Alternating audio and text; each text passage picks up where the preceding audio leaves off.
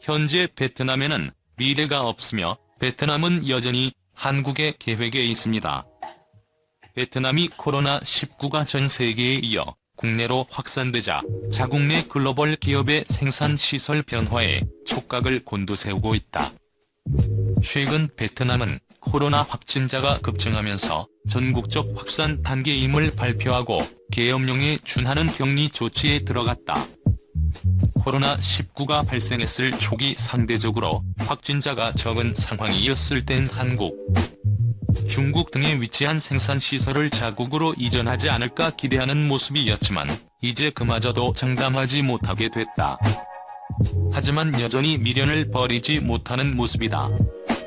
베트남 현지 언론 매체는 최근 삼성은 베트남에서 완벽하게 공장을 가동하고 있으며 구글과 마이크로소프트는 서둘러 중국을 떠나고 있다며 베트남이 안전한 생산기지임을 강조했다.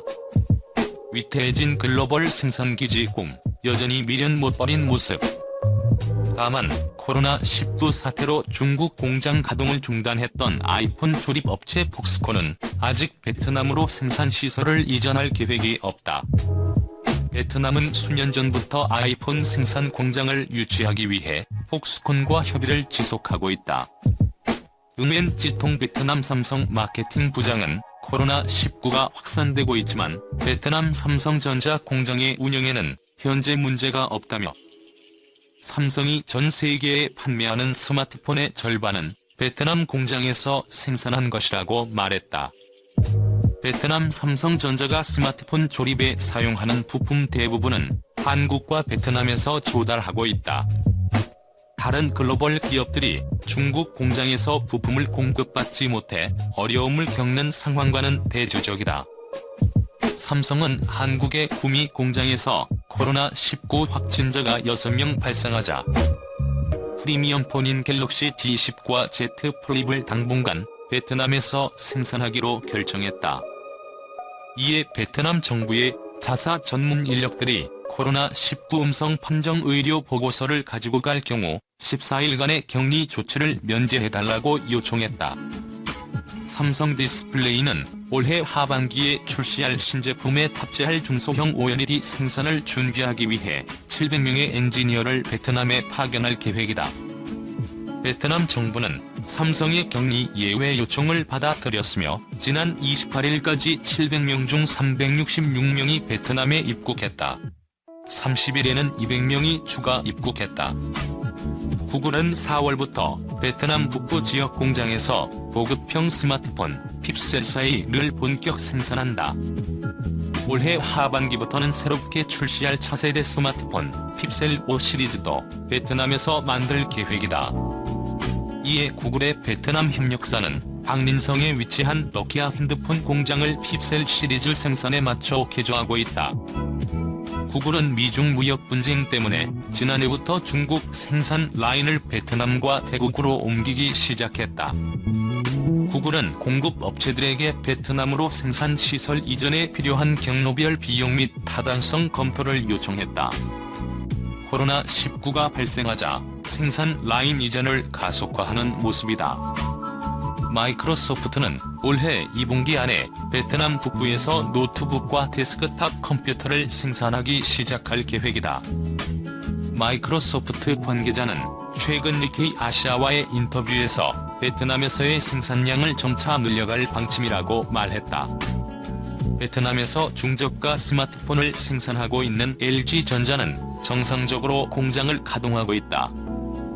부품 재고가 아직 남아있지만 코로나19 사태가 장기화될 경우를 대비한 방안을 마련하고 있다. 세계 최대 전자기기 위탁 생산 업체 폭스콘은 베트남, 인도, 멕시코 등의 공장을 가동하며 중국 공장 셧다운으로 인한 공백을 메꾸고 있다. 3월 중순 기준 폭스콘의 아이폰 생산 물량은 평상시의 50% 정도인 것으로 알려졌다. 중국 공장은 4월 초에나 본격 가동할 예정이다. 이에 따라 폭스콘은 올해 1분기 매출이 전년 대비 15% 이상 감소할 것으로 예상하고 있다. 폭스콘은 베트남에서 무선 이어폰인 에어팟 프로를 조립, 생산하고 있다. 한편 팀쿡 애플 CEO는 중국의 아이폰 공장을 다른 국가로 이전시킬 생각이 없는 것으로 알려졌다. 팀 쿡은 2월 말 월스트리트 저널과의 인터뷰에서 코로나19 사태로 공급망을 변경한다면 소폭 조정하는 방식이 될 것이라고 밝힌 바 있다. 롯데월드 어드벤처, 부산에서 베트남까지 글로벌 테마파크.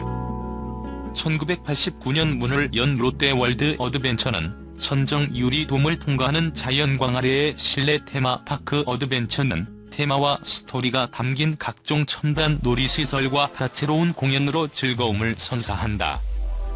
석촌호수 위에 위치한 실외 테마파크 매직 아일랜드는 매직 캐슬을 중심으로 이국적인 건축물이 낭만적인 분위기를 조성한다. 이밖에 민속 박물관 아이스링크까지 다양한 즐길거리를 제공하고 있다. 롯데월드 어드벤처는 2014년 국내 최대급 규모 롯데 워터파크와 도심 최대 규모 롯데월드 아쿠아리움을 오픈하며 국내 대표 종합 엔터테인먼트 기업으로 발전해왔다. 2017년 4월에는 국내 최고, 세계 4위 높이 롯데월드 타워 전망대 서울 스카이를 선보이며 한국의 랜드마크로 자리매김했다.